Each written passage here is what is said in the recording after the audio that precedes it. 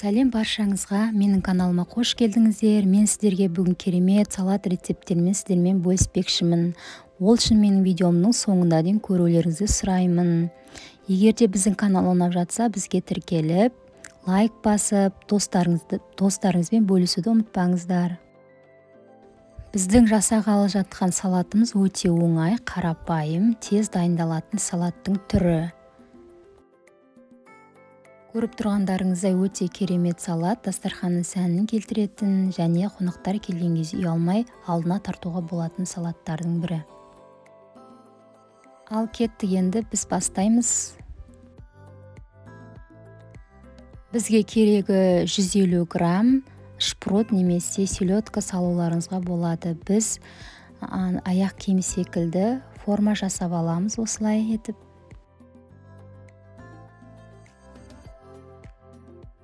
Балықтың үстіне біз ұсақталған пиязымызды саламыз. Келесі пияздың үстіне біз піскен сәбізімізді теркадан өткізіп, осылай етіп үстіне тағы салып шығамыз. Сәбіздің үстіне біз майонезді осылай жайғастырып, әдемілеп жағып шығамыз.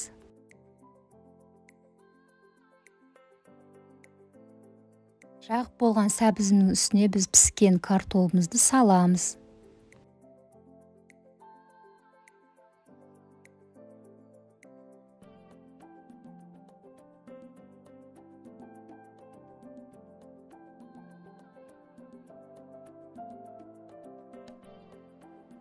Салып болған картоплымыз үстіне біз майонезді жағып шығамыз. Картоплымыздың үстіне біз ұсақталған жұмыртқамызды саламыз.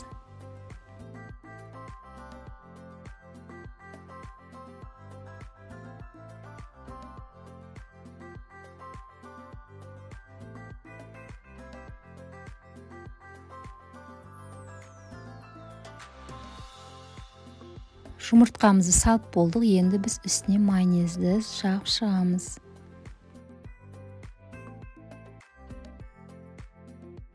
Жұмыртқаның үстіне қызыл икраны барлық жеріне жағып шығамыз. Қызыл икрамыз өте әдемі көрінеді, түсі өте оңды.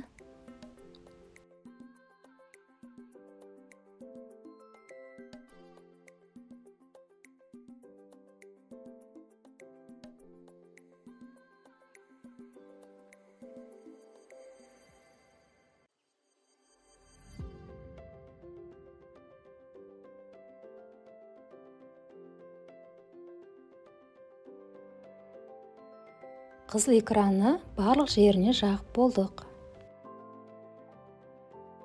Сырды теркадан өткізіп, салатымызды сәндейміз.